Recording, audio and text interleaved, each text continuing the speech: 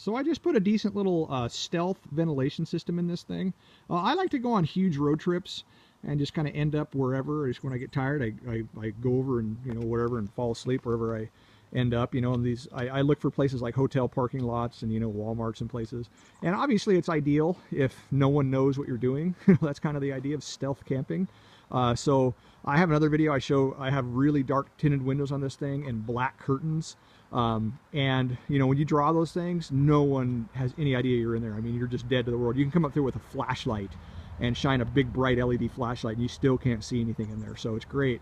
But the problem is, you know, you can't open the windows, okay, because, you know, one, it's, you know, not really safe. Somebody can get in there and, you know, mess with you maybe, and bugs can get in if you got mosquitoes around. And, you know, people can, you know, the authorities can, you know, get in there and shine a light, or, you know, open your door or something. So, you know, you just want to have all your windows closed. That's kind of makes it even stealthier, you know, if all your windows are closed while you're doing it. But how do you get fresh air in there? You know, so I've seen guys put they put vents on top, these solar vents on top, and that's kind of cool. But I didn't want to cut anything. You know, I didn't want to cut anything. I wanted to have any kind of hack job or anything like that. So I thought of a lot of different ways to do it, and over time when I was thinking about this, and I thought of having some kind of a, you know, kind of a forced air system here up in the intake, where it would blow air in, you know, through all the vents and get, you know, nice fresh night air in there. And, you know, I didn't really find a good way to do that.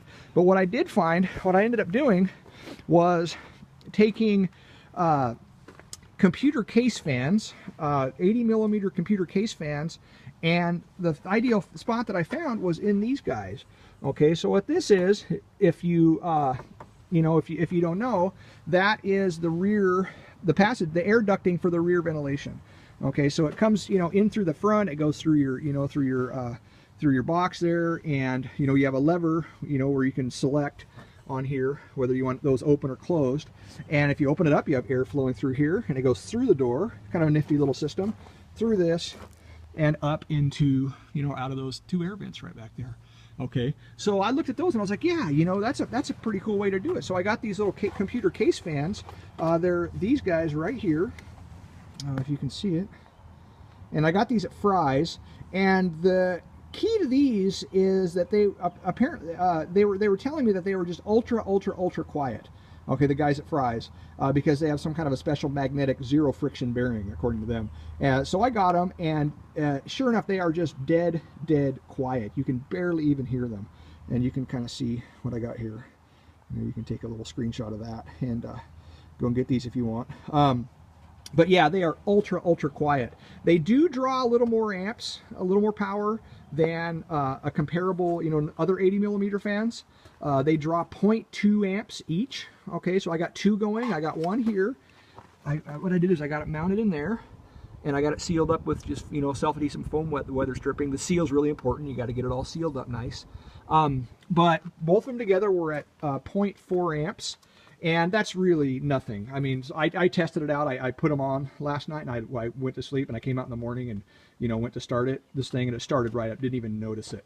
So not the energy, the power consumption is not a concern at all with these little guys.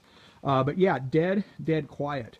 And I put a little switch in over here is how I ended up, you know, how I control it. So when it's time to crash out, you got your little switch right down there. And I have them actually on right now, and that whole time you couldn't hear them, I don't think. That's how quiet they are. But I'll switch it on, and I'll try to be quiet here and see if you can hear them. No, I can barely hear them myself, so I don't think you guys are going to be able to pick it up. Open the door here. What are you looking at? And now you might be able to kind of hear them now that it's open. But I doubt it.